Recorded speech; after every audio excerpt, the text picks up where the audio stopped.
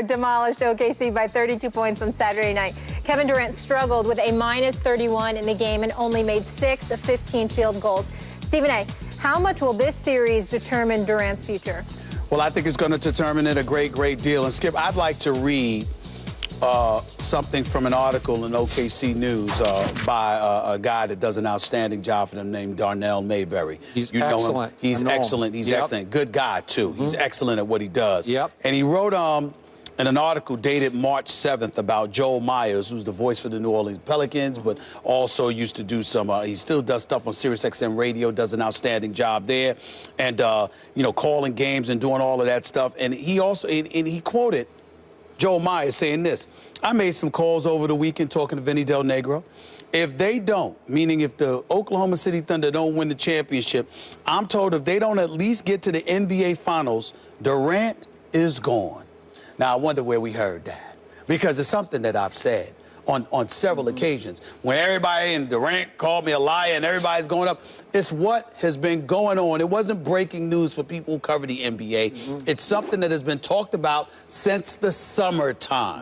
OKC is under immense pressure, which, by the way, if they end up losing Durant, Sam Presti, who I admire and respect, is going to have some explaining to do, because bringing in a college coach in Billy Donovan, knowing that you got to possibly go up against the Greg Popovich and the Steve Kerrs of the world, and you go the route of Billy Donovan, you're going to have some explaining to do if you end up losing this series and losing Kevin Durant, which I think is very possible. But it's not etched in stone, and here's why. Durant can always elect to go the LeBron route. Instead of signing a long-term deal, you can sign a 2-year deal with an opt-out after 1 year that enables you to not be a free agent this season, but next season. And then as a result, you, along with Westbrook, are both free agents at the same time, and you can go someplace else as a packaged deal. That is entirely possible that Durant can elect to do that. That is an option. Me personally, Skip, I think it's a 50-50 proposition that he's gone. If you get blown out in this series, I think he'll leave. That's my personal opinion. I don't know that, but I believe that. I'm hearing there's no way in hell he's going to Washington. So if that's why Ernie Grunfeld hired Scott Brooks, you made a mistake. Because from what I'm hearing, Kevin Durant not interested in going home. I agree. Now, Kevin Durant could be lying, because I'm not calling him a liar, but I'm saying he could be just saying he's not going because he doesn't want everybody to know, because he doesn't want that pressure coming from the homegrown folks when he hasn't made a decision yet. In the LA is a consideration. That's why Luke Walton's there. New York is a consideration because Carmelo Anthony has unapologetically been pursuing Kevin Durant. Okay? But to me, if I am Kevin Durant and I don't stay in OKC, there is one place that I'm going above all else. He's there right now. And that is to South Beach and Miami, not the San Antonio Spurs. You got DeMarcus Aldridge along with Kawhi Leonard.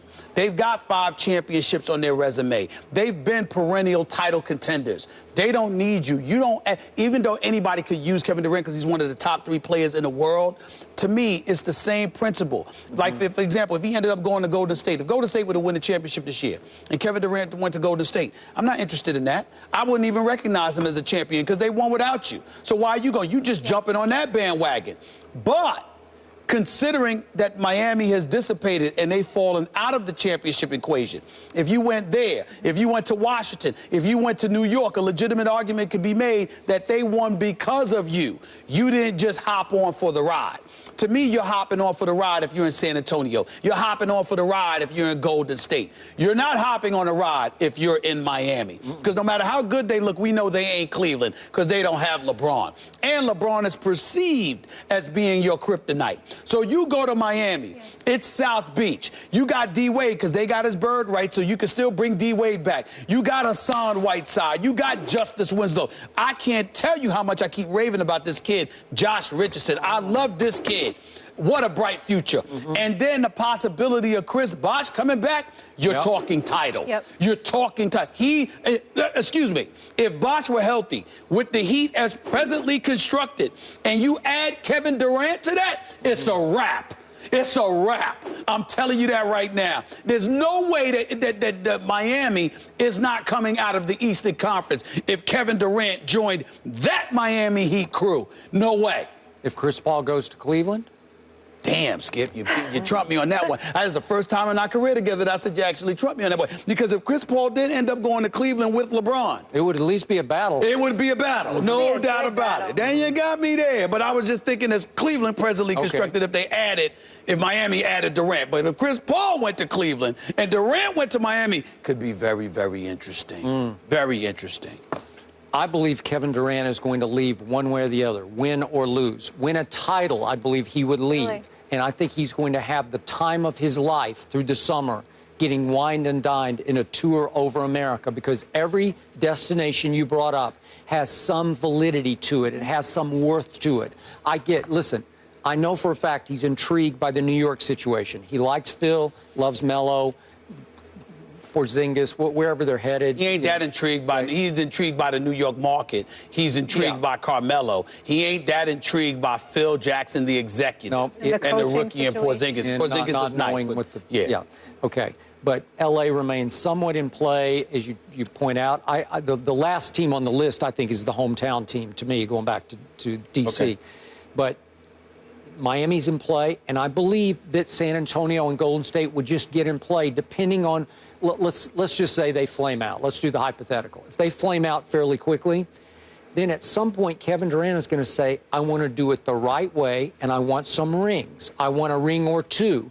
And either Golden State or San Antonio would give you the opportunity to win rings. Now, you could call them piggyback rings if you want. But especially in San Antonio, they're starting to recreate another era. It's a new wave. It's not necessarily jumping on the bandwagon with the old guy. Yeah. I feel you. If Kevin Durant had gone to San Antonio last summer, I'm not saying he could, obviously. I'm just speculating that if he had gone there last summer while they were building a new regime, fine. But this is a San Antonio Spurs team that just won 67 games, that went 40-1 on their home court, that is widely considered to be the team, if not the second best team in all of the NBA. Correct. And the only team that's in the argument with them are the Golden State Warriors, who are the reigning defending NBA champions. You go to one of those two teams, you're piggybacking. That is not the same as a team, you being the guy that's the reason they won the championship. Unless my Spurs beat the Thunder and then lose to the Warriors, and that would be, once again, Warriors repeat. Well, then San Antonio's still the bridesmaid. You know, still we can't get over the hump here against this team. I just see it because, again, San Antonio would have beaten OKC. So you going to the team that actually beat you is still a form of piggybacking. I don't see it that way. You go anywhere else, because he's one of the top 3 players in the world. Kevin Durant is a superstar, okay? So this is not about questioning his skill or his validity or his substance. Not at all. It's saying that the situation says they could win with or without you. Other situations you go to, no, they would be winning because you arrived. You go to Washington, you go to New York, you go to the Lakers, you go to Miami. They're winning because you arrived. That's entirely different than... Does he want that kind of pressure? Well, I think so. I think so. Maybe not New York, L.A. type pressure, but if you talk about Miami, who would have a problem with that pressure? We heard Boston, too. Boston, again, now that's different kind of pressure, because, again, in Boston, they got all the pieces with future draft picks, et cetera, but he would have to be the man. In Miami, you the man, but you don't really have to be the man. LeBron was the man, but there were times when D-Wade was the one. Here's the ball to close. You see what I'm saying? You don't have to be that guy, but you're still that guy. That is an ideal situation for Kevin Durant. Well, he's going to be the story of the summer. And I don't really think he cares about being wined and dined like that. And listen, this is a guy that announced his contract, his $85 million contract extension on Twitter, man. He don't care. He's not that kind of guy. He's not. We know he does care about getting a chip, though, so we'll see where that leads. Well, I wish him luck. I want Kevin Durant to win a ring. He's too great not to have a ring. We shall see. It's going to be an interesting summer. The Browns already had 4 quarterbacks on the roster and added another one this weekend by drafting Cody Kessler out of USC. What does this mean for RG3 and the rest of the crew? We'll debate that after the break. Stay here.